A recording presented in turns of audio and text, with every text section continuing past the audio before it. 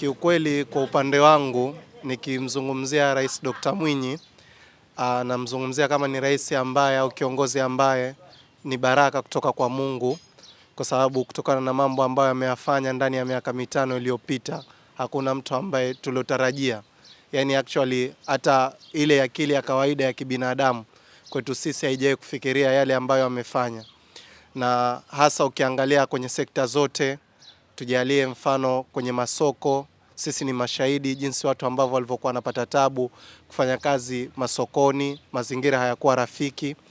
Hata kwenye swala la mahospitali, hospitali ilikuwa ni chache sana na watu ni wengi na wanapoteza maisha, dawa hakuna, lakini leo unapata kila dawa, unakutana na madokta kwa muda, kwa wakati, kama vitengo vya meno na vitengo vingine ilikuwa havipo mpaka private upate, au hata ukishakuona na daktari imeshapita muda mrefu sana. Kiukweli yeye ameturahisishia kwenye mambo hayo.